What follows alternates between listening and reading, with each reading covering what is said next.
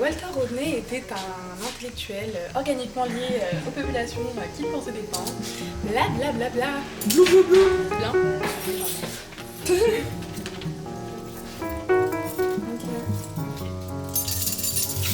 Il est trop nul. En plus, c'est vraiment de l'argent et l'or. J'adore. En fait, je savais un peu peut-être tellement là, mais je suis tout le temps en retard. Après, je me suis dit, vas-y, beaucoup. T'as raison.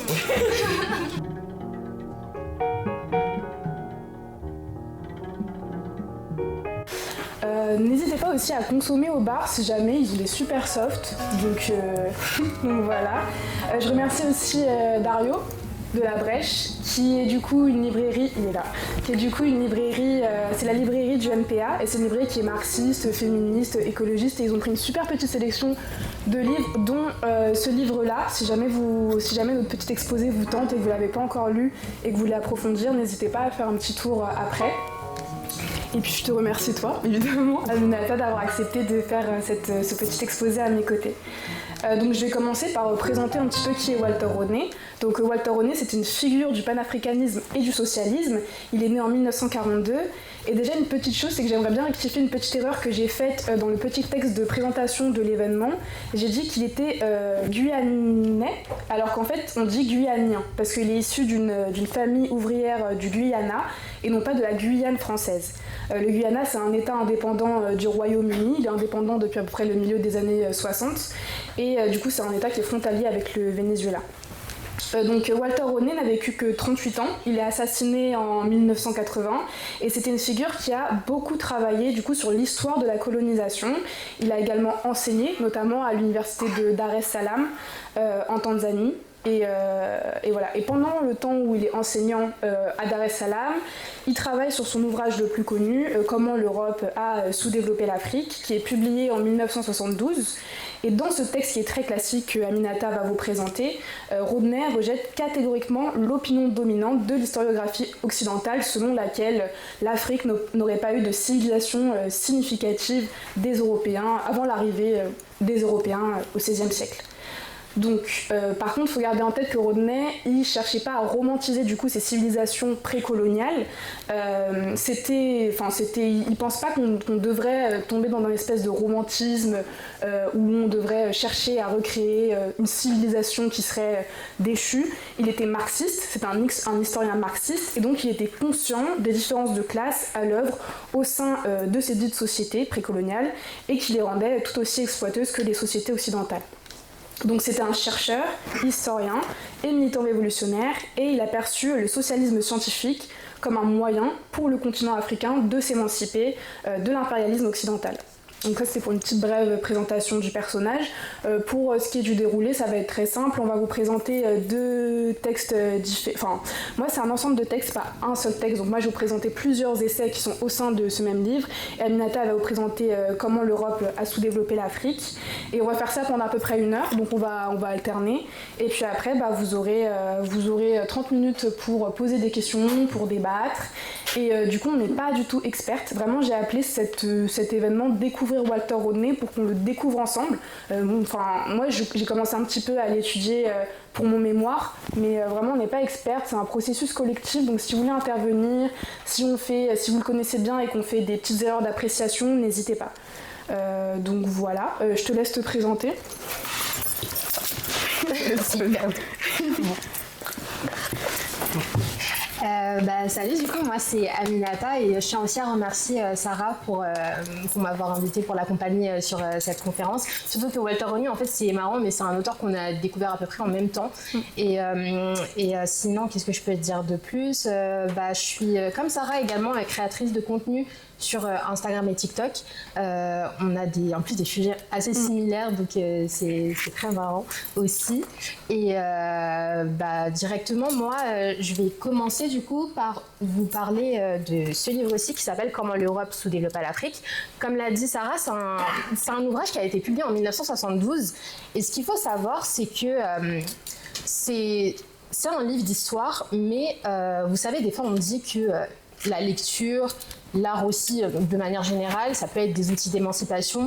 Et typiquement, c'est un des premiers bouquins auxquels je pense parce que c'est vraiment pas seulement un livre d'histoire, c'est aussi une arme politique et Walter Rodney il a vraiment écrit ce livre-là à destination des masses du peuple africain et il le répète d'ailleurs assez souvent dans le livre que c'est à destination des peuples africains et que c'est à destination des masses. C'était un intellectuel mais il n'était pas du tout dans on va dire un délire de, vous savez, un intellectuel qui a fait de longues études et qui s'enferme un petit peu dans sa tour d'ivoire où voilà, il écrit des livres et il oublie toujours que c'est super important de rester en contact avec les masses.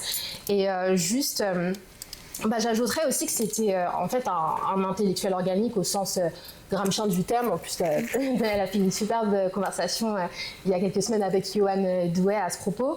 C'est-à-dire que c'est vraiment un intellectuel qui est là aussi pour éveiller les consciences, qui est là pour en gros systématiser la conscience que les masses ont d'elle, tu vois. C'est aussi quelque chose de super important à retenir. Et quand il écrit ce livre, Walter Rodney, il est à l'université de Dar es Salaam. C'est une université qui se situe en Tanzanie. Et à ce moment-là, Dar es Salaam, c'est vraiment une sorte de hub où il y a énormément d'intellectuels panafricains, marxistes. Évidemment, les premiers jalons du panafricanisme ont déjà été déposés. Mais c'est vraiment à ce moment-là, en fait, et dans ce contexte-là, qu'il écrit comment l'Europe se développa l'Afrique. Et juste encore quelques mots. Ce qu'il faut savoir, c'est que pas mal de contemporains de Rodney, ils avaient encore cette idée que voilà, l'Afrique, naturellement, serait en retard, que l'Afrique est sous-développée déjà. Presque c'est dans son essence, en fait, d'être sous-développée, entre guillemets. Et j'utilise le terme sous-développé parce que c'est aussi un terme qu'il utilise. Et c'est vraiment ça qui va déconstruire en allant déjà de toute l'Afrique précoloniale avant le XVe siècle.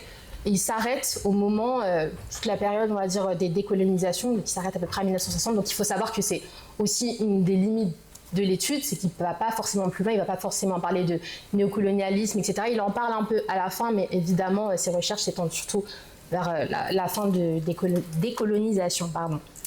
Donc, pour commencer, je vais commencer par une phrase qui est « Tous les pays du monde considérés comme étant sous-développés sont exploités par d'autres et le sous-développement dont se préoccupe aujourd'hui est le produit de l'exploitation capitaliste, impérialiste et colonialiste. » Cette phrase, elle vient totalement de moi. Non, c'est une citation de Walter Rodney qui est un peu le fil rouge, on va dire, de son œuvre parce que ça opère vraiment ce renversement radical de la question. Du coup, en fait, pour lui, il y a vraiment une rupture dans la manière de poser la question même du développement. Donc, l'Afrique n'est pas sous-développée parce que ça serait un échec, parce que intrinsèquement à son histoire, elle est sous-développée, comme certains et certaines pouvaient le dire. En fait, elle a été activement sous-développée par un système mondial qui avait besoin aussi de son appauvrissement pour en construire le socle aussi de son enrichissement. C'est pour ça que ce qui est un peu drôle, c'est que ça s'appelle « Comment l'Afrique se développa l'Afrique », mais ça aurait tout aussi bien pu s'appeler « Comment l'Afrique développa l'Europe ». Donc la première chose qu'on va faire, c'est déjà déconstruire le mythe du retard africain. De l'Afrique en gros qui serait plongée dans un immobilisme et d'un coup il y a le pied magique de l'Européen qui arrive et tout s'éclaire, non. Moi, mon exemple préféré, parce que je pense que c'est quand même quelque chose qui est toujours un peu ancré dans l'imaginaire collectif et des fois qui est très véhiculé par des politiques, c'était Nicolas Sarkozy en juillet 2007, peut-être qu'il y en a qui s'en souviennent, mais je pense que ouais, tu t'en souviens. Enfin, on avait 7 ans, quoi. Mais en gros, il va à Dakar et tout, et en plus à l'université de Cheikh Anta Diop. Et il a cette phrase qui est « Le drame de l'Afrique, c'est que l'homme africain n'est pas assez entré dans l'histoire, jamais il ne s'élance vers l'avenir. » Bon, évidemment, il s'est pris un petit tollé. C'est un exemple presque caricatural, mais il montre quand même qu'on a ces récits qui sont pas mal ancrés, notamment en France. Et dans cette lignée, il y a aussi Achille Mbembe, dans la lignée de Frantz Fanon, qui appelle ça aussi la construction de l'Africain comme un non-être politique et historique. Il l'écrit dans De la post-colonie. C'est aussi dans la lignée qu'un Frantz Fanon qui l'expliquait aussi très bien. Que, en gros, le sujet africain, par la pensée coloniale, a été construit littéralement comme un non-être, comme fondamentalement incapable de construire une histoire, du sens, du droit, pardon. et comme un être littéralement sans histoire, avec aucune rationalité, comme un non-sujet en fait, comme un simple objet à civiliser. Et justement, c'est Rodney qui va dénoncer en fait avec une assez grande force toute cette idée de mission civilisatrice, et il révèle comment ce récit dominant essentialise les sociétés africaines comme arriérées. Justement, en fait, il va très loin d'ailleurs dans cette critique-là, la notion même de développement. Si là je vous dis développement, généralement, même c'est ce qu'on apprend dès l'école primaire, le développement, voilà, c'est le développement économique, c'est le PIB, c'est les industrialisations. Souvent en fait on va imaginer le développement seulement par le prisme de l'économie. Et surtout en fait, ce qui est très rattaché au développement, c'est cette façon dont on a dirigé un peu le modèle occidental comme étant la norme à suivre pour absolument tous les pays. C'est-à-dire que dès l'instant en fait, où on a des pays qui s'éloignent de ce modèle, on est là à dire forcément le pays est en retard, le continent de manière générale est en retard. Et finalement, c'est aussi soutenu par d'autres théoriciens de la dépendance, comme Samir Amin par exemple, qui est un gros théoricien de la dépendance égyptien, que l'idée de retard même, elle n'est pas neutre, elle a aussi servi à hiérarchiser les différents pays, les différents peuples. Et d'ailleurs, ce qui est intéressant, c'est que souvent dans les analyses du développement du capitalisme européen, on est aussi pas mal sous le prisme du féodalisme. On va rarement, en tout cas un peu plus rarement, parler de comment est-ce que le capitalisme s'est aussi beaucoup construit par l'exploitation coloniale aussi. Pas seulement par le féodalisme, pas seulement par toute la période d'industrialisation. Et ça, c'est quelque chose de super important, et c'est pour ça que c'est un auteur qui me fait beaucoup penser aussi à Samir Amin et toutes ces théories du développement, et comment est-ce qu'en fait on doit aussi apprendre à dégager entre guillemets cette idée que le développement, c'est seulement suivre le modèle occidental. Et du coup, contre l'idée d'une Afrique qui était fondamentalement vide, etc., Rodney va rappeler qu'on avait des formes de développement endogènes qui étaient adaptées au contexte africain. C'est-à-dire que, un exemple que j'aime bien, c'est celui du Grand Zimbabwe. Vous savez, c'est une grosse cité de pierre qu'on peut d'ailleurs, je crois, encore visiter aujourd'hui, qui aurait été construite entre le 11e et le 15e siècle. Et en fait, on s'est rendu compte que voilà, il y avait un système d'agriculture hyper sophistiqué avec des systèmes d'irrigation. On avait également, quand les colons sont arrivés, notamment Cecil Rhodes, ils se sont rendus compte que il y avait des exploitations minières et d'or qui avaient déjà été exploitées, mais quand ils sont arrivés, ils étaient un peu en mode je pense pas que ce soit eux qui aient pu faire ça, évidemment, parce que ça c'est dans la ligne aussi de pas mal de théories racistes. Et pareil, on avait des grands empires comme le Ghana, Mali, la Songhai, qui fonctionnaient sur une base agricole assez solide et qui étaient déjà inscrits dans le commerce transsaharien. Je vous dis ça parce que c'est important de le savoir, mais évidemment, comme Sarah, tu l'as rappelé dans l'introduction, ils ne tombent pas non plus dans, on va dire, de l'afro-romantisme à base de on était tous des rois, on était tous des reines, etc. C'est pas complètement vrai. Évidemment, il y avait des tensions internes, comme toute société, j'ai envie de dire. Il y avait certaines formations étatiques également, comme les grands empires sahéliens, qui étaient marqués par certaines hiérarchies sociales naissantes. On avait aussi quelques conflits interethniques. Enfin, c'était pas le jardin d'Éden non plus, quoi.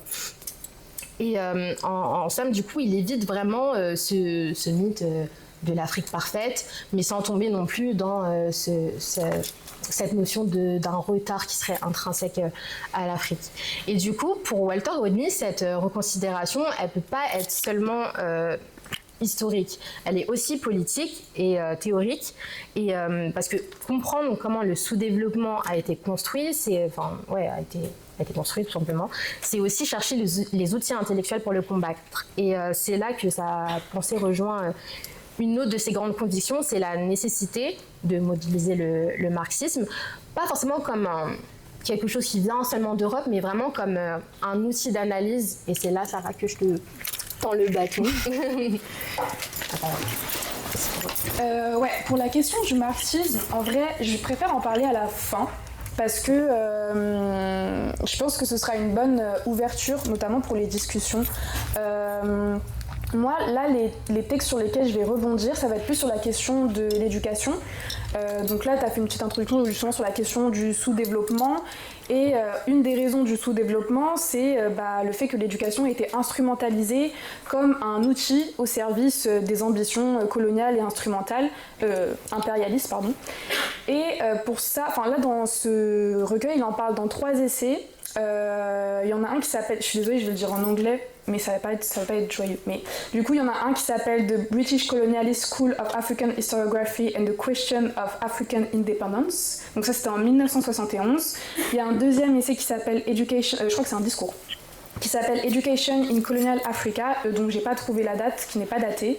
Et il y a un autre discours qui s'appelle Education in Africa and Contemporary Tanzania, et lui c'est un écrit qui date de 1974. Donc en fait, ce qu'on peut reconnaître, qui a été reconnu par beaucoup d'historiens africains, c'est qu'en fait l'Afrique ne dispose pas d'un système contrôlé d'autoreproduction collective. En fait, l'éducation scolaire, elle apparaît comme un kiss exogène. Vraiment comme une espèce de tumeur un peu maligne. Et du coup, en fait, Walter Rodney décrit la construction d'écoles comme un élément qui serait strictement en faveur de l'ambition coloniale. Et la construction d'écoles, en fait, n'aurait pas bénéficié ni au développement des Africains, ni au développement de l'Afrique en général. Et ça, c'est un positionnement très tranché de Rodney qui ne va pas forcément de soi, puisqu'en fait, j'explique qu'il subsiste toujours une forme d'intériorisation du fait que, une forme de sens commun très universel, comme quoi l'éducation occidentale serait bonne, parce que prestigieuse. Et donc ça, c'est un positionnement qui est notamment dû au fait que ceux qui ont reçu une éducation scolaire occidentale, en fait, étaient beaucoup mieux lotis que ceux qui n'étaient pas allés dans ce type d'établissement. Qui était donc créé par les Européens. Donc il observe aussi que les leaders des partis politiques qui ont lutté pour l'indépendance étaient principalement issus de ces écoles-là, donc de l'élite éduquée. Toutefois, Rodney met quand même en avant de nombreuses incohérences internes chez ces individus. Déjà, en fait, il y a des incohérences qui sont liées au programme scolaire, aux enseignants et aux procédures des écoles. Et au sein du coup de ces mêmes individus, il y a une forme d'ambivalence, il y a une petite dichotomie entre la fierté de la réussite scolaire et l'autoflagellation, parce qu'on a quand même un peu conscience qu'on a participé et bénéficié d'un programme éducatif qui serait raciste et colonialiste. Donc Rodney situe l'intérêt des puissances coloniales pour la question de l'éducation aux années 1920, parce que c'est à partir de ce moment-là que les administrations coloniales sont établies dans tout le continent, et que là il y a une série d'activités économiques qui s'articulent dans le but de fournir en fait un excédent aux métropoles. Donc il y a une petite fraction de cet excédent qui est utilisé pour s'assurer que certains Africains occupent quelques emplois dans les échelons les plus bas des secteurs économiques et administratifs. En fait, les puissances coloniales, elles avaient besoin de messagers, ils avaient besoin de commis, d'agents de police, d'enseignants, pour essayer de renforcer leur hégémonie culturelle, idéologique, économique. Et donc ils avaient besoin en fait d'Africains qui étaient initiés au mode de vie européen pour agir au sein de l'Église, de l'État, des entreprises privées, comme des espèces d'intermédiaires entre la hiérarchie européenne et les masses africaines. Donc c'est la raison pour laquelle on assiste à la création d'un minimum d'enseignement secondaire. Il y a beaucoup de personnes qui vont défendre la colonisation en disant non mais on a eu des hôpitaux, on a eu des écoles, mais même les hôpitaux et les écoles, ils avaient un but, c'était des outils. Donc c'était principalement dans des intérêts occidentaux et capitalistes. De fait, l'éducation coloniale, en fait, elle a développé des secteurs qui étaient très stratégiques, comme l'exploitation minière, l'agriculture et le commerce avec l'Europe. Donc cette mise en place, elle a aussi coïncidé du coup avec le développement de l'Europe et le sous-développement de l'économie africaine. Par exemple, en fait, l'imposition de cette éducation à l'européenne en Afrique, elle coïncide aussi avec la disparition des compétences artisanales, puisqu'en fait, il n'y a plus d'éducation qui permet de faire prospérer ces compétences. L'éducation indigène africaine, elle a perdu son rôle de premier plan au sein de la société, et en fait, l'économie traditionnelle a été remplacée par du coup l'économie monétaire. De ce fait, ceux qui sont entrés dans l'économie monétaire, ils ont quand même perçu l'éducation européenne comme un outil qui pourrait conduire à une forme d'ascension, à une mobilité ascendante. Et du coup, là, je vais citer Rodney.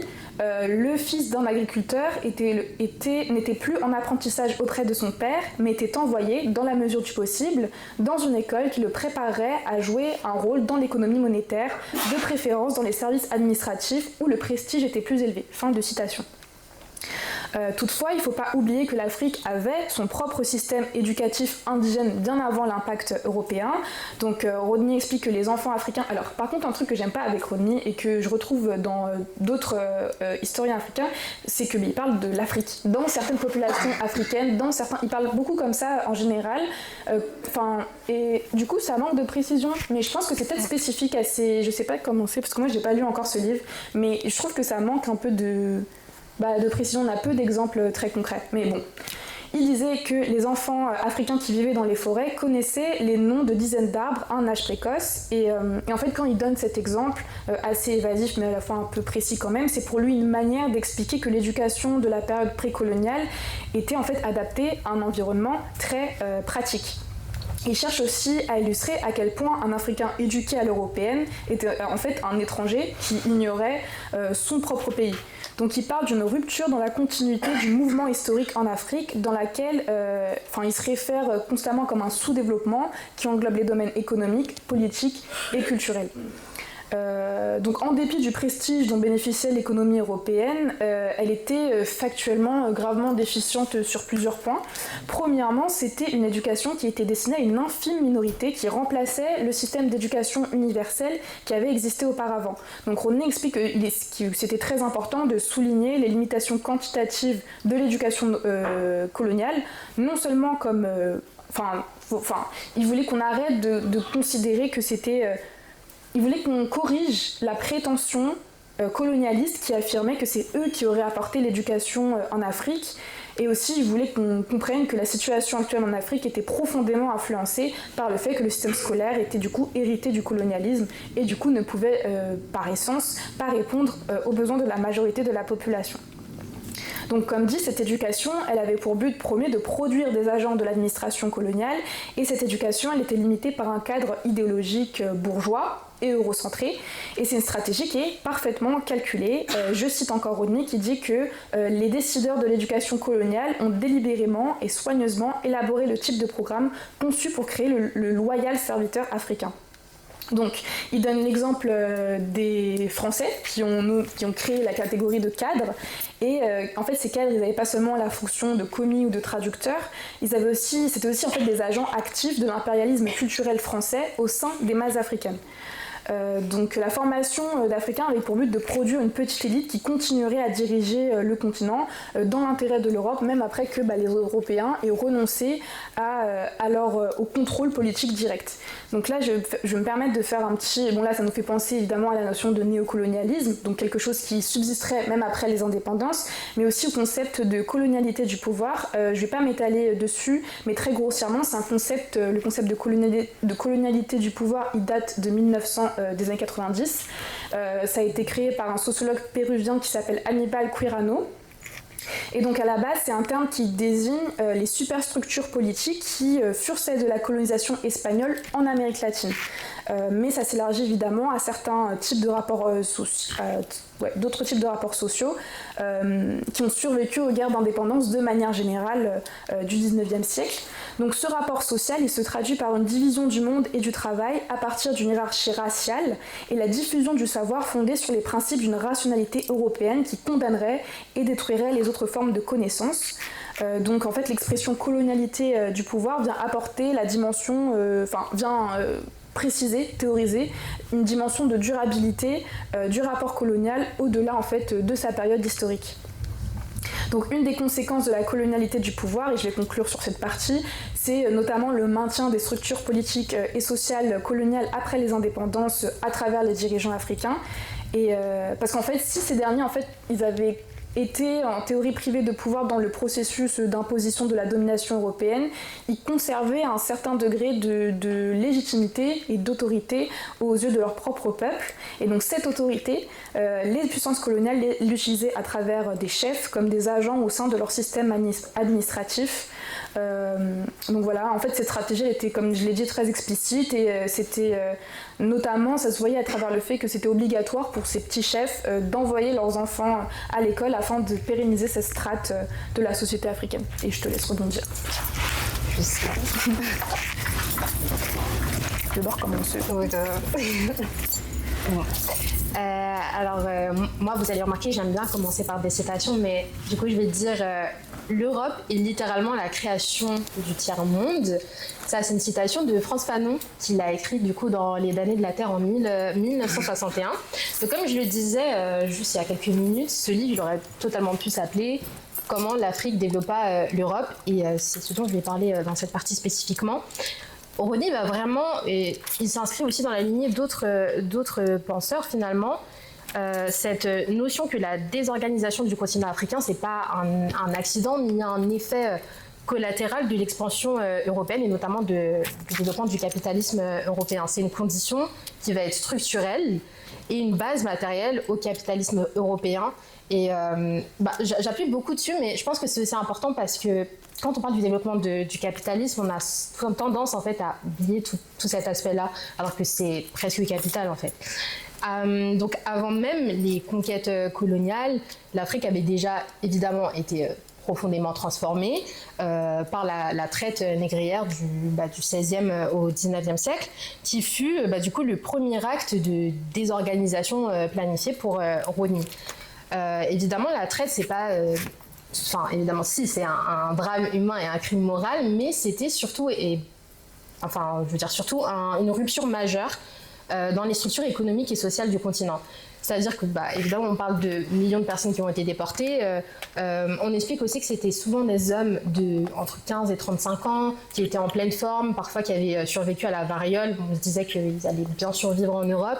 Et vous imaginez bien, du coup, que la force de travail, les capacités reproductives et tous les savoir-faire aussi, enfin, pas tous, mais évidemment, mais les savoir-faire artisanaux et les économies étaient redirigées vers cette économie monde esclavagiste.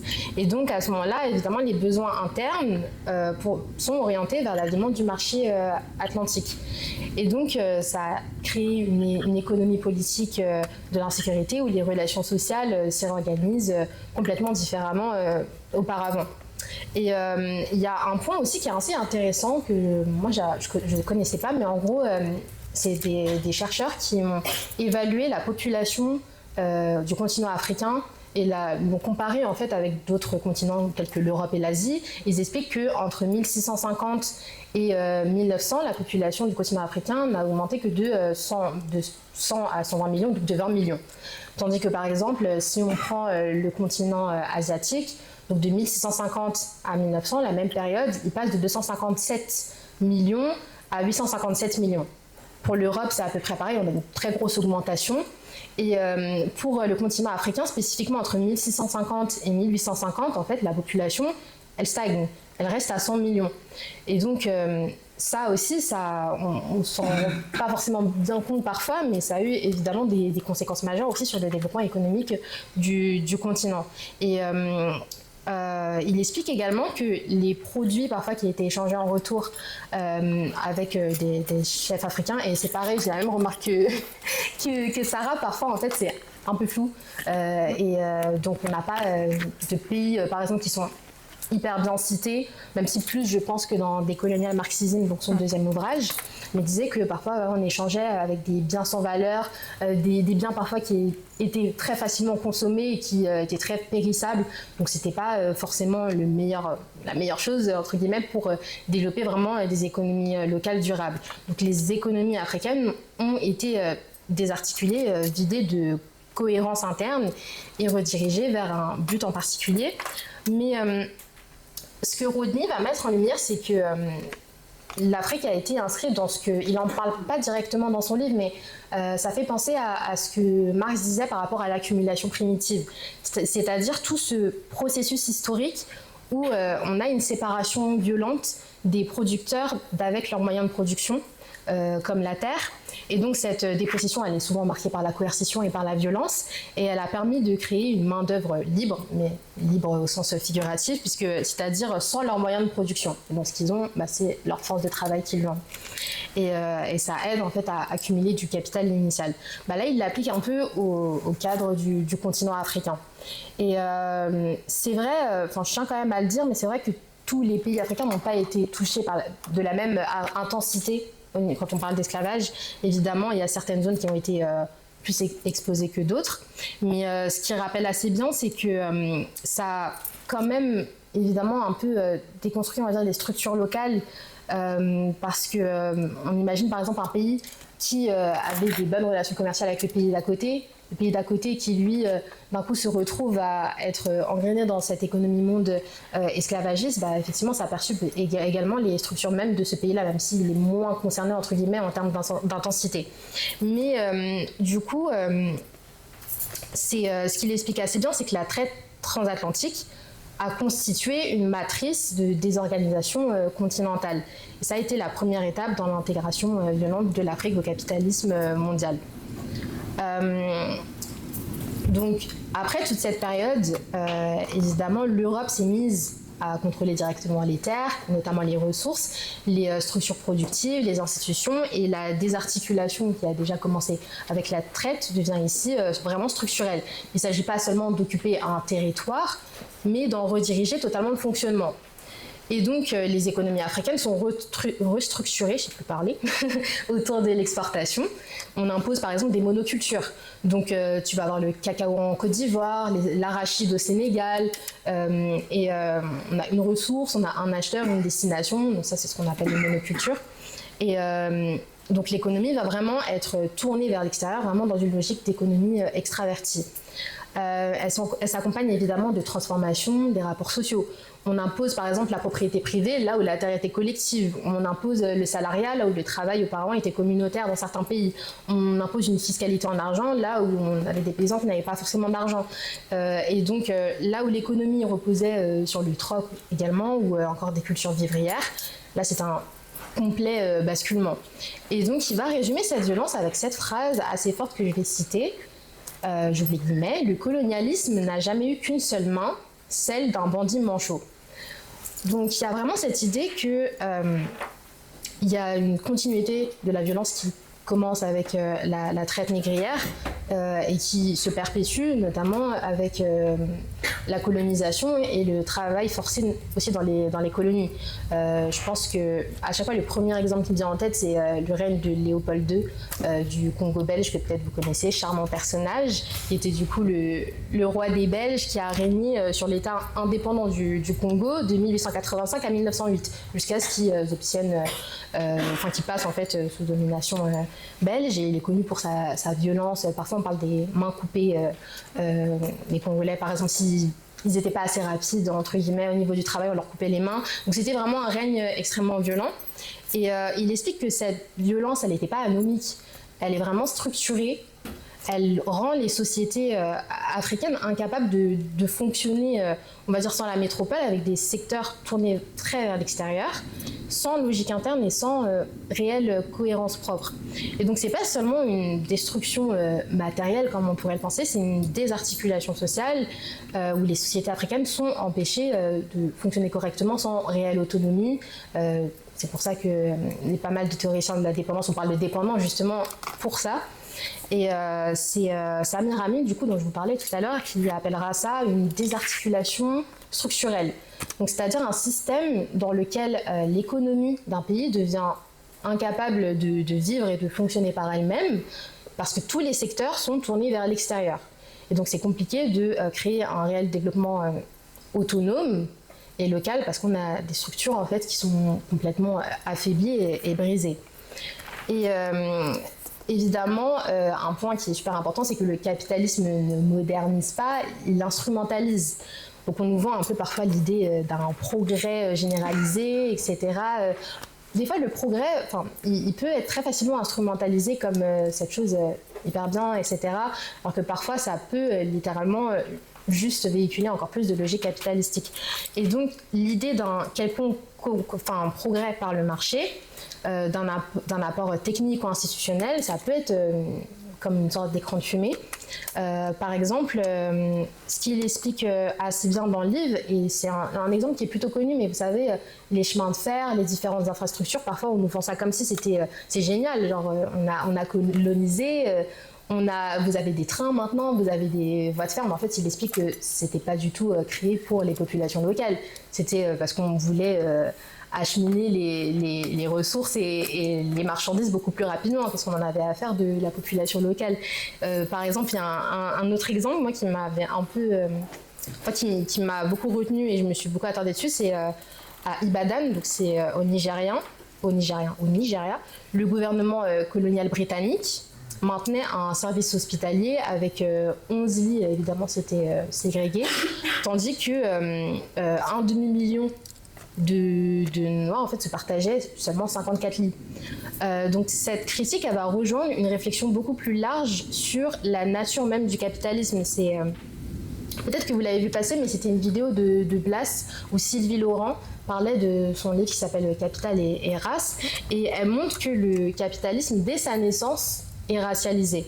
Il n'est pas seulement économique, il va classer, il va hiérarchiser, il va justifier la domination. Donc c'est loin d'être un détail. Il y a vraiment cette idée que le racisme est constitutif du capitalisme mondial et c'est pas un simple accident de parcours. Et ce que Walter Rodney va faire, c'est qu'il va vraiment localiser en Afrique la violence fondatrice du capitalisme mondial. Comme l'a fait Eric Williams. Je ne sais pas si vous connaissez cet ouvrage qui s'appelle Capitalism and Slavery, qui est très intéressant, où sa thèse, en fait, c'est littéralement d'expliquer que l'esclavage est également le socle du capitalisme et du développement du capitalisme plus tard. Et il montre que derrière les discours de modernité, il y a une opération de reconfiguration fonctionnelle. Donc il va s'agir d'un processus par lequel les sociétés africaines ont été fondamentalement réorganisées dans leur structure économique, sociale et politique. Moi, je vais m'arrêter là. Je te laisse. Ok, moi, ma deuxième partie, c'est encore sur la question de l'éducation. Parce que j'ai trouvé ça intéressant et que j'ai voulu beaucoup développer dessus plutôt que faire trois points sur des sujets distincts et d'être plus évasifs. Mais du coup, comme l'a dit Aminata, vous avez compris que tout ce qui a été fait, qui peut être perçu comme une forme de modernisation des bienfaits en Afrique précoloniale, en Afrique coloniale, ça est toujours dans une perspective purement utilitaire. Par exemple, Rodney donne l'exemple des classes dirigeantes allemandes et anglaises du 19e siècle qui ont décidé de donner plus d'éducation à leurs travailleurs parce qu'en fait, elles comprenaient que ça augmenterait la valeur du travail.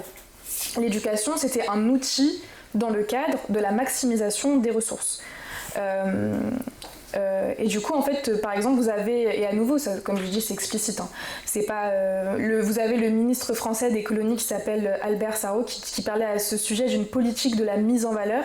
Et il écrivait explicitement, je le cite, « Instruire les indigènes est assurément notre devoir, mais ce devoir s'accorde de surcroît avec nos sociétés économiques, administratives, avec nos intérêts économiques, administratifs, militaires et politiques les plus évidents. » Donc, en fait, dans le cas quand même des Africains, ce système éducatif, il était doublement dangereux parce qu'il favorisait pas seulement un sous-développement matériel, donc économique, mais il favorisait aussi le racisme. Donc, il y a cette perspective psychiatrique parce qu'il détruisait le sens de l'identité africaine au point de la haine de soi. Donc là, évidemment, tout le monde a compris que Rodney peut faire écho aux conclusions qui sont aussi enseignées, qui peut être aussi mis en parallèle avec les conclusions enseignées par Fanon sur les masques blancs des Antillais noirs, qu'on peut aussi appliquer pour la situation éducative de l'Afrique coloniale. Donc là, Rodney donne l'exemple d'une personnalité très précise. Il parle de l'homme politique sénégalais Blaise Diagne, qui a été le premier député d'origine africaine élu à la Chambre des députés. Et en fait, Rodney, il décrit Diagne comme un pur produit du système colonial, parce qu'en fait, il était notamment très assimilationniste et il proclamait vigoureusement qu'il était et qu'il serait toujours français. Donc en fait, pour Rodney, ceux qui étaient les plus qualifiés, qui étaient à des postes parfois très prestigieux, c'était aussi les plus aliénés. Rodney situe le début de la fin du système éducatif indépendant africain à l'année 1885. Donc il décrivait l'éducation formelle dans l'Afrique indépendante comme l'héritage de l'enseignement de compétences. Donc par exemple, si un homme était chasseur, mineur ou tisserand, il éduquait ses enfants ou d'autres membres de sa famille ou d'autres personnes de la société afin de préserver son métier spécifique. C'est quelque chose qu'on retrouve, par exemple, moi, mon grand-père, il est Samo. Ça s'appliquait par exemple aux Samo. Il me semble que c'est pareil chez les Bambara et il me semble que c'est pareil chez les Pelus, mais j'ai peur de dire des bêtises, mais il me semble que c'est pareil. Donc en fait, il y a cette transmission au sein des peuples et qui est familiale, qui sert à préserver un métier spécifique. Et en plus des compétences professionnelles, les valeurs sociales, il y a des valeurs sociales qui sont aussi transmises aux jeunes, notamment lors de rites d'initiation. Donc ça, j'en ai parlé avec ma maman ce week-end et elle m'a dit qu'on faisait ça aussi chez les Samo. J'essaie de donner des exemples plus concrets. Les Samo, c'est un petit peuple au Burkina Faso. Donc tout le monde avait accès à l'éducation, contrairement à l'éducation coloniale qui est élitiste et donc distribuée à une minorité. Elle était fondée, en fait l'éducation coloniale elle est élitiste par nature parce qu'elle est fondée sur des hypothèses philosophiques et idéologiques, elle-même élitiste, issue de la société de classe européenne, par opposition à la société africaine. De manière générale, il dit que la société africaine, déjà il parle de société africaine, qui était communale et relativement non stratifiée, mais ça c'est à relativiser. Par exemple chez les Bambara, il y a quand même il y a une noblesse par exemple, donc ça c'est quand même à relativiser. J'aimerais faire un petit parallèle parce que ça rejoint quand même l'analyse de l'historien burkinabé Joseph Kizerbo qui explique que si les Africains étaient peu habitués à l'accumulation financière, c'est l'accumulation sociale qui primait. Or, l'école occidentale est absolument en porte-à-faux par rapport à une telle société. Je vais citer Joseph Kizerbo qui dit « L'école démantèle et déchire ce tissu social d'abord par le départ des enfants, par les complexes de supériorité d'un bon nombre de ceux qui sont instruits et par l'individualisme délétère qui s'instaure dès le premier jour de l'entrée à l'école. On dit « ma place, mon cahier, mon crayon, mes notes, mon diplôme » et à la fin cela aboutit à « mon poste ». Donc là il y a une logique implacable qui relève d'une autre dynamique sociale. Fin de citation.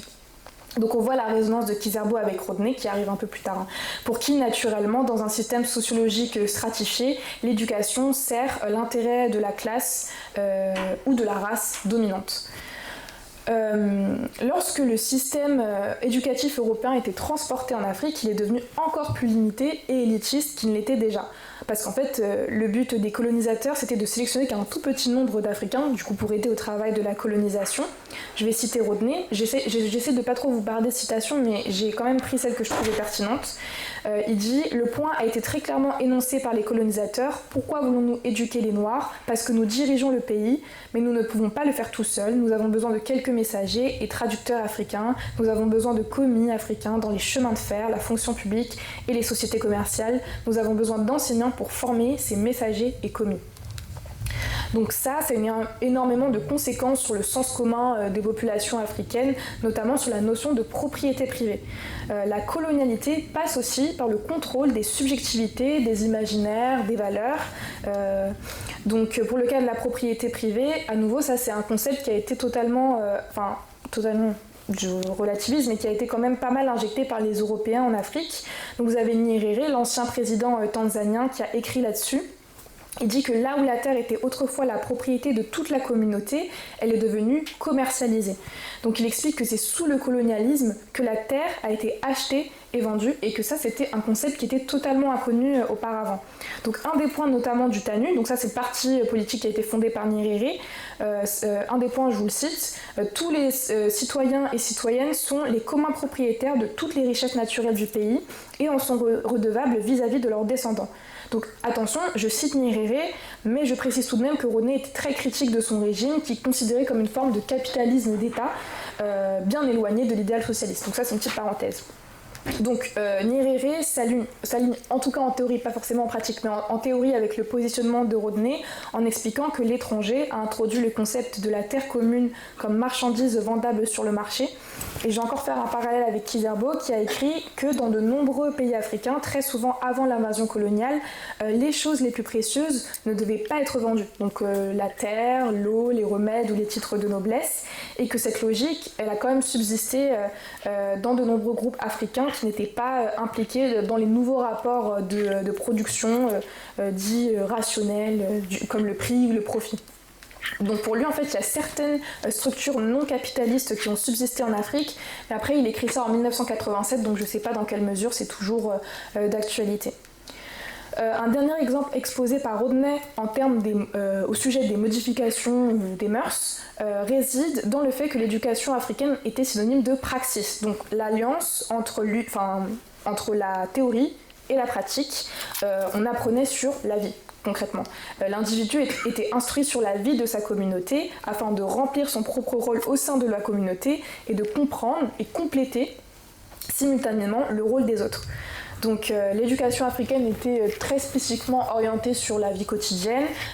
C'est des systèmes éducatifs qui étaient à la fois formels ou informels. Donc là, il faut savoir aussi s'émanciper de l'idée que l'éducation, on ne peut pas parler d'éducation uniquement si elle a lieu dans une salle de classe ou s'il y a une institution académique ou seulement si les gens restent en dehors du système de production pendant des mois ou des années. Ça, c'est une conception qui est très occidentale et du coup, cette idée de l'éducation elle a quand même évolué à partir de temps qui sont féodaux et capitalistes. Donc Rodney prend l'exemple d'un jeune qui serait âgé de 5 ou 6 ans, qui s'occuperait du bétail. En s'occupant du bétail, il est aussi à l'école, parce qu'au moment où il atteint l'âge de 10 ans, il peut distinguer des dizaines d'espèces de bovins, leur forme, la couleur de leur peau, leur marque particulière, la forme de leurs cornes, etc. Et là, il donne un exemple précis. Bon, il ne le situe pas temporellement, mais il donne l'exemple des Maasai, qui peuvent identifier les espèces de tiques qui viennent se poser sur le bétail. Et ça, c'est des informations qui sont essentielles à leur survie et à la survie de leur communauté. Donc il s'agit en tout point d'une éducation liée à la question pratique par opposition à quelque chose qui serait purement abstrait. Donc l'éducation coloniale en Afrique, elle était quand même hostile au principe de la praxis. Par exemple, un enseignant européen dans une salle de classe tropicale, en Afrique ou aux Antilles, il enseignait le printemps, l'été, l'automne, l'hiver, alors que relativement peu d'Africains ou d'Antillais les avaient vus. Et ça me fait penser au passage d'un documentaire, je ne sais pas si vous l'avez vu, qui s'appelle Dahomey, qui est sorti l'année dernière, en 2024, qui traite du coup de la restitution des œuvres béninoises. Il y en a genre une trentaine qui ont été restituées sur des milliers. Mais en gros, à la fin, au moment de cette restitution, il y a une espèce de débat, il me semble que c'est au musée, et il y a plein de personnes qui débattent, et il y a une personne dans le public qui dit « Mais moi, à l'école, pourquoi est-ce que je devrais citer Socrate ou Platon ? Pourquoi est-ce que c'est si valorisé académiquement, alors que ça ne résonne pas nécessairement ni avec les valeurs de ma société, ni avec les valeurs de ma communauté ?» L'éducation, du coup, servait aussi aux colonisateurs à maintenir les Africains dans des travaux précaires. Là, Rodney donne l'exemple de l'Afrique du Sud. Quand ils commençaient à obtenir des emplois qualifiés ou semi-qualifiés, vous aviez toute la société raciste qui se mobilisait pour freiner ce développement-là, parce qu'un Africain était considéré comme plus menaçant s'il avait une éducation ou une compétence. Et ça s'est manifesté par le fait qu'ils n'arrivaient pas à trouver d'emploi, ou alors quand ils l'obtenaient, c'était avec un salaire qui était 10 fois moins élevé que celui que pouvait recevoir un Européen. Donc il y a cette pression systémique à laquelle l'Église a aussi joué un rôle. Au XIXe siècle, les églises en Europe avaient cessé de jouer un rôle hégémonique dans l'éducation. En fait, cessé, pas totalement, mais en tout cas moins que dans les siècles précédents.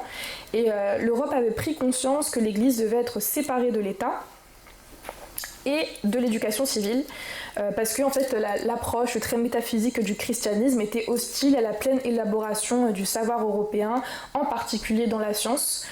Donc pour la plupart, les Européens ont séparé l'Église de leur système scolaire, mais au moment où eux, ils séparent l'Église de leur système, ils introduisent cette même Église en Afrique.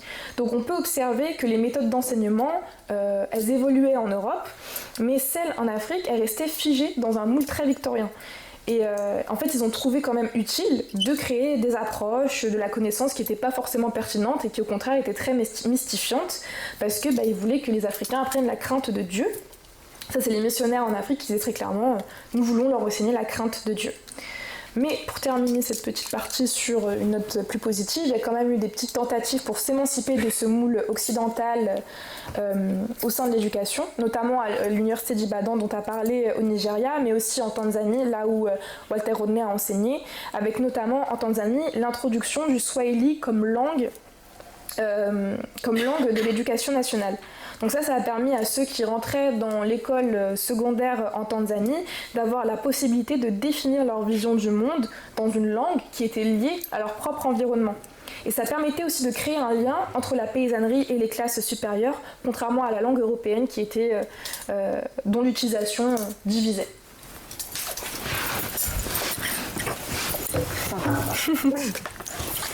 Oui. Alors moi pour ma dernière partie du coup évidemment on le sait mais à partir des années 50, fin des années 50, 60 et 70, c'est toute la période des colonisations. On a une indépendance politique de pas mal de pays. Par exemple, 1957, c'était le Ghana. Évidemment, maintenant on le sait, ça n'a pas forcément débouché à une réelle indépendance. À la fin de son livre, il ne prononce pas le terme néocolonialisme, il parle de flag independence, mais c'est grosso modo en fait la même idée que du néocolonialisme, et il a déjà cette compréhension que ok, on a une indépendance sur le papier, ça ne veut absolument pas dire que le pays est réellement indépendant et en réelle autonomie et complètement séparé en fait des structures de dépendance qui existaient.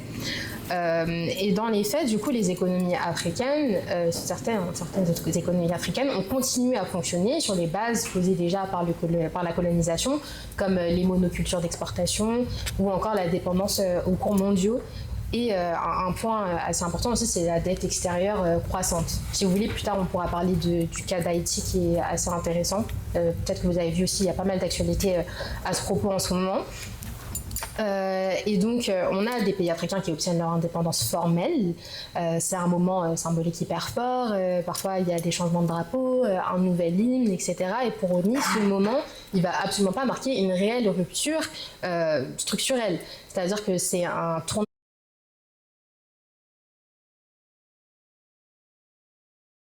C'est-à-dire que c'est un tournant administratif pour les formes, ou en tout cas, tu as des formes coloniales de domination qui sont reconduites sous une gestion locale, mais c'est une continuité qui est simplement maquillée. Il y a un changement de forme, mais pas de logique. Et donc, les structures mises pendant la colonisation, telles que les administrations, les appareils de production, les circuits commerciaux et certains cadres juridiques vont persister. Du coup, il a cette phrase qui est « recouvrir les attributs de la souveraineté n'était qu'une étape dans le processus ». Et donc, il y a vraiment cette idée que l'indépendance ne peut pas exister tant qu'on n'a pas mis fin aux structures économiques, sociales et idéologiques. Et ça, c'est ce dont pas mal Sarah a parlé, parce que dans ce livre, en fait, c'est aussi une des critiques qu'on a données à ce livre, c'est qu'il s'axait beaucoup en fait sur ce rapport de domination qui existait entre Europe et Afrique. Après, moi, je ne l'ai pas senti parce qu'il parle beaucoup, surtout vers la fin, du rôle des élites africaines. Donc, évidemment, c'est un point qui est important. Il y a la notion économique, il y a la notion sociale, mais il y a aussi toute l'idéologie en fait, qui est construite. Et du coup, ces structures et ces institutions juridiques, même le système éducatif, comme a très bien parlé Sarah, elles ont été conservées, et elles ont parfois même été consolidées. Mais ce que Walter Rodney va montrer de manière assez fine, c'est que ce maintien ne tient pas seulement à un manque de volonté, comme parfois on peut l'entendre, ou seulement en tout cas à une trahison des élites. Ça peut être une explication, mais pas que. Il s'agit aussi d'un problème qui va être de l'ordre structurel, et un problème structurel de dépendance. Que Rodney va définir comme un système intégré dans lequel l'économie africaine reste tournée vers l'extérieur sans créer ses propres priorités. Par exemple, le commerce, même après l'indépendance, dans certaines économies africaines, elle continue à produire principalement pour le marché mondial. Et il va dire que c'est pour cela qu'une nation anciennement colonisée n'a aucun espoir de se développer, à moins de rompre de fait avec le cercle vicieux de la dépendance et de l'exploitation qui caractérise l'impérialisme. Donc tant qu'un pays continue à produire seulement pour le centre, il ne réussira jamais en fait à sortir de l'impérialisme et de son rapport d'exploitation. Moi, ça me rappelle beaucoup, je ne sais pas si vous l'avez vu, mais c'est un film qui s'appelle Lumumba, de Raoul Peck, qui est sorti en début des années 2000, je crois. Et c'est un film qui retrace assez bien la biographie de Patrice Lumumba sans forcément tomber dans une sorte de romantisation, donc c'est pour ça que je le trouve très cool. Et il montre bien qu'en fait, quand le Congo prend son indépendance en 1960, même si on a une accession à la souveraineté, parce que si vous connaissez Patrice Lumumba, c'était un ministre et il a été élu démocratiquement, ça n'a absolument pas mis fin en fait à une certaine dépendance structurelle. Par exemple, on voyait que l'armée était dirigée toujours par des officiers belges, ce qui a d'ailleurs mené à une révolte, je crois, en juillet 60, où les soldats se sont rendus compte, mais en fait on est indépendant, mais il y a toujours des officiers belges qui sont en train de nous dire quoi faire. Et on voit aussi comment est-ce que l'économie est contrôlée par l'Union minière, qui est une entreprise belge. Donc ça, je vous le conseille parce qu'on le voit hyper bien. Et du coup, après toute cette période des indépendances, on a ce système sur lequel je pense que c'est bien de passer un peu de temps, c'est toute la question de la dette extérieure et l'aide au développement, mais surtout la dette extérieure. Donc Walter Rodney va parler pas seulement de continuité dans les formes économiques, il insiste aussi sur la mutation impériale stratégique du contrôle impérial. Donc c'est plus l'administrateur colonial qui va gouverner, mais les conditionnalités du FMI, donc le Fonds monétaire international, les prêts fédéraux et les partenariats de développement qui dictent un peu les orientations politiques et économiques.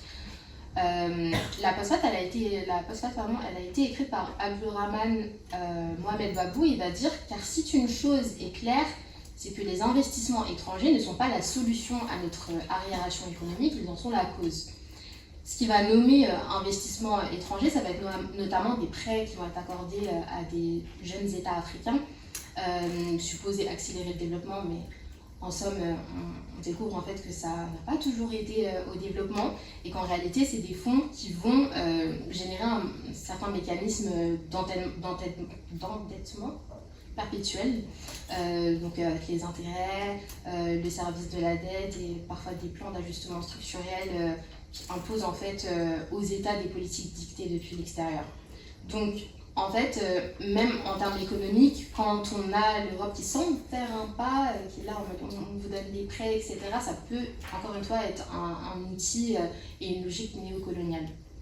Et donc il y a ce chiffre par exemple, mais ça évidemment il faut le recontextualiser aujourd'hui, mais j'ai pas retrouvé de chiffre actuel par rapport à ça spécifiquement, mais il disait que on passe de 400 millions par an en 1960, donc en termes de prêts contractés par les pays africains, à 700 millions à la fin de la décennie. Et en plus, c'est des chiffres qui sont probablement sous-estimés parce qu'on n'a pas forcément compté les intérêts et tout n'a pas toujours été comptabilisé. Et par contre, en 2023, on a vu que plus de 40% des pays à revenus faibles de l'Afrique subsaharienne sont en situation de surendettement ou à haut risque de l'être, selon le FMI. Donc tous ces remboursements massifs, même au lieu de financer l'éducation ou la santé, vont un peu étrangler les budgets publics. Et il en conclut que le système de la dette est une forme moderne de pillage. Et puis j'aimerais un petit peu conclure, et ça sera ma dernière petite partie on va dire, que Rodney, comme je l'ai dit en introduction, il n'est pas seulement dans la dénonciation, c'est vraiment un penseur de la rupture. C'est vraiment, il faut voir le livre comme un véritable outil d'émancipation. Il ne croit pas qu'on puisse réparer le système qui a sous-développé l'Afrique entre guillemets, il appelle vraiment à littéralement s'en arracher. Donc de la même façon que pouvait le penser France Fanon par exemple, l'émancipation elle va passer par une refondation radicale à la fois politique, à la fois économique, à la fois intellectuelle et culturelle. Et donc il ne va pas suffire de changer de partenaire ou de réécrire certains contrats, il faut littéralement changer la logique du système. Et donc ça veut dire par exemple ne plus produire pour l'exportation, ne plus penser en fonction des standards occidentaux. Donc vous l'avez compris, c'est un monsieur qu'il faut considérer comme un radical. Et donc ça implique aussi une autonomie intellectuelle et sortir des schémas qui ont été importés, refuser des modèles clés en main parfois qui sont transmis par la FMI ou la Banque mondiale. Et moi, il y a une phrase qui résume très bien tout ça. Il va dire « Rien de tout ce qui a été dit ne vise à retirer la responsabilité du développement des épaules des Africains. Ils ne sont pas seulement complices du système impérialiste, mais il est aussi de la responsabilité de chaque Africain de comprendre ce système et d'œuvrer à son renversement. Et je vais conclure avec ça parce que c'est un peu tout le fil rouge du livre, mais aussi de sa pensée, c'est la connaissance en fait comme une arme de libération. Et donc il y a vraiment cette idée de conscientisation et d'éveil quand on lit ce livre notamment. Je sais que vous êtes fatigués parce que c'était très dense, mais là on arrive à la dernière partie et c'est ma partie préférée. J'avais tellement hâte d'en parler. Là j'ai fini du coup sur la question de l'éducation. Maintenant on va parler de la pertinence du marxisme. Donc là c'est un speech que Walter Rodney a tenu au Queen's College à New York et c'était en 1975. Et du coup c'est un speech qui s'appelle Marxism and African Liberation. Et c'est un discours qui débat du coup de la perception du marxisme en Afrique. Donc oui, Rodney c'était un révolutionnaire. Là j'étais en train d'écouter un podcast de Hamza Boukari Yabara qui a beaucoup étudié Walter Rodney et qui disait que il a fait sa thèse dessus, il expliquait que pendant qu'il gagnait sa vie grâce à l'argent qu'il gagnait des cours qu'il donnait, il allait acheter des Kalachnikov pour les donner au groupe révolutionnaire. Donc là c'est quand même un discours assez radical. Donc la principale réticence qu'on peut avoir vis-à-vis du marxisme, c'est par rapport au fait que c'est considéré comme un principe qui serait importé, comme une forme d'eurocentrisme. Walter Rodney explique que cette réticence, ou du moins la remise en question de la pertinence du marxisme n'est pas nouvelle, elle n'est pas non plus spécifique à l'Afrique. C'est un débat qui existait déjà en Europe. De nombreux intellectuels européens ont toujours débattu de sa pertinence pour leur propre société. On retrouve aussi des débats similaires en Asie et en Amérique latine. Donc c'est un débat qui n'est pas seulement dans une dimension spatiale, mais aussi temporelle. On se demandait au 19e siècle si c'était pertinent. Il y a des gens qui disaient oui, c'était pertinent au 19e siècle, mais est-ce que c'était aussi pertinent au 20e siècle, etc. etc. Donc il se questionne sur la manière dont ce débat est très récurrent. Et pour lui, en fait, la condition commune à la formation de ces interrogations, c'est la manière dont les gens sont insatisfaits du mode dominant de la perception de la réalité. En fait, c'est à partir du moment où les individus sont insatisfaits de la manière dont ils perçoivent le monde qu'ils s'interrogent sur la pertinence du marxisme. Ça, c'est la première condition. La deuxième condition réside dans le cadre de raisonnement des masses. On commence toujours, nous tous, naturellement, par être situés dans un mode dominant de raisonnement, c'est-à-dire un mode de raisonnement qui est inhérent au capitaliste. Et c'est dans ce cadre-là qu'on pose la question de la pertinence du marxisme. Et il explique que ce mécanisme est particulièrement vrai dans la partie anglophone du monde, où en fait la tradition anglo-américaine est très hostile philosophiquement parlant envers le marxisme, et c'est pas quelque chose qu'on observe forcément dans la tradition continentale européenne. Il donne l'exemple des intellectuels français, allemands et belges qui, quelle que soit leur perspective, ont compris plus ou moins l'importance du marxisme. Ils l'ont étudié, ils s'y rapportent, et ils comprennent son corpus de pensée. Et ils prennent position surtout vis-à-vis de ce corpus de pensée. Donc, vous l'aurez compris, pour Walter Rodney, le marxisme en tant que modèle théorique ou méthodologique est intéressant. Pour lui, la pensée marxiste, qu'il appelle aussi la pensée socialiste scientifique, peut exister à travers différents niveaux, à différentes époques, à différents endroits, tout en conservant son potentiel. Et pour ça, il donne deux raisons principales. La première, c'est que le marxisme, il faut le percevoir comme une méthodologie. Car une méthodologie, c'est, par définition, je le cite, indépendante du temps et du lieu. Vous utilisez la méthodologie à n'importe quel moment donné, à n'importe quel endroit donné. Vous pourrez obtenir des résultats différents, bien sûr, mais la méthodologie elle-même serait indépendante du temps et du lieu. Fin de citation. Donc, Walter Rodney perçoit le marxisme comme une méthodologie qui commence son analyse de toute société, de toute situation, en cherchant la relation, en analysant les relations qui naissent dans la production entre les hommes, et c'est ça le cœur de la perception socialiste scientifique. Et c'est une perception qui s'adresse du coup à la relation de l'homme dans le processus de production sur la base de l'hypothèse que la production, c'est pas seulement la base de l'existence de l'homme, mais c'est la base pour définir l'homme comme un titre d'être spécial avec une certaine conscience, parce que c'est seulement dans la production que la race humaine se différencie du reste des primates et du reste de la vie. Ça, c'est la perception, je suis pas 100% d'accord, mais c'est quand même intéressant. Donc ça, c'est la première considération de Rodney. Pour aborder le marxisme correctement, il faut l'aborder comme une méthodologie. La deuxième raison pour laquelle Rodney voit le marxisme comme quelque chose de pertinent, c'est qu'il considère le marxisme comme une idéologie révolutionnaire et comme une idéologie de classe. Et là, il est catégorique là-dessus. Dans les sociétés de classe, toutes les idéologies sont des idéologies de classe, puisque nous avons grandi dans une société capitaliste avec comme idéologie dominante l'idéologie bourgeoise. Donc le socialisme scientifique vise à défendre les intérêts des producteurs dans la société capitaliste, donc l'intérêt de ceux qui sont exploités, expropriés, ceux qui sont opprimés et ceux qui sont culturellement aliénés. Donc il y a une vision assez dichotomique des choses, puisqu'il nous somme de comprendre qu'il y a deux grands ensembles d'idées qui s'offrent à nous, l'idéalisme et le matérialisme, donc la philosophie bourgeoise d'un côté et la philosophie marxiste de l'autre, et que chacun des deux est représentatif d'une classe particulière. L'idéologie bourgeoise, par exemple, elle se traduit par la préservation du statu quo, elle cherche à conserver, elle cherche à renforcer le système donné de production et les relations qui en découlent. De l'autre côté, vous avez la position du marxisme socialiste qui demeure révolutionnaire, dans le sens où elle cherche à modifier en profondeur l'ordre établi. Donc, Rodney suggère que les peuples africains, comme tous les autres peuples qu'il appelle le tiers-monde, doivent percevoir le marxisme comme une arme théorique. Parce qu'en fait, pour lui, ce serait un outil idéologique qui sera d'ailleurs utilisé historiquement pour démanteler les structures impérialistes capitalistes. Toutefois, Walter Rodney affirme que si la plupart des individus pourraient être d'accord avec tout ce qui vient d'être énoncé, il y a quand même cette question qui va subsister. N'y a-t-il pas d'autres alternatives? N'y a-t-il pas d'autres systèmes idéologiques qui seraient ni capitalistes ni socialistes, mais bien anticapitalistes et qui s'adresseraient plus humainement à l'intérêt des peuples africains, où qu'ils soient? Donc Rodney ne répond pas explicitement à ces questions dans ce discours précisément. Après, je suppose que sa réponse serait non, parce qu'il avait l'air très convaincu de la pertinence pratique et théorique du marxisme. D'ailleurs, il déplore le fait qu'il y a certaines conséquences pratiques liées à cette tentative de dissocier une tradition socialiste, de se dissocier d'une tradition socialiste internationale. Et là, il donne un exemple très concret.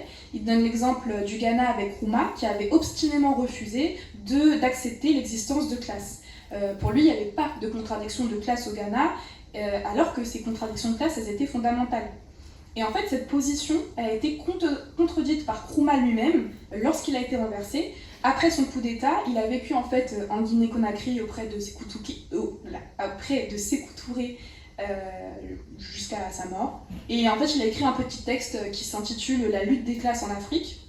Donc ce texte, Walter Rodney, il dit qu'il n'a pas une grande portée philosophique, mais le considère comme historiquement important, notamment parce que Nkrumah lui-même y admet les conséquences d'une idéologie qui épouserait une cause africaine, mais qui se séparait du socialisme scientifique. Donc voilà, pour Rodney, c'est une position qui a eu des conséquences absolument désastreuses, parce que Nkrumah a né l'existence des classes au Ghana jusqu'à ce que la petite bourgeoisie, en tant que classe, le renverse. Donc au début, je vous expliquais qu'on était en général assez réticents au marxisme en Afrique parce qu'on le considérait comme un eurocentrisme. Et Walter Rodney adresse cette critique de manière assez cynique. Il dit, je le cite, « Les gens semblent n'avoir aucune difficulté à décider qu'ils vont utiliser des facettes de la culture matérielle qui ont leur origine en Occident, qu'elles aient leur origine dans la société capitaliste ou socialiste. Les gens n'ont aucune difficulté à utiliser l'électricité, mais ils disent Marx et Engels, c'est européen. Edison était-il raciste? Mais il pose la question, Marx était-il raciste? Donc là, je me permets de faire un petit rapprochement ici avec la position du Black Panther Huey Newton, à qui on reprochait un positionnement marxiste qui serait contradictoire en fait avec des idées antiracistes.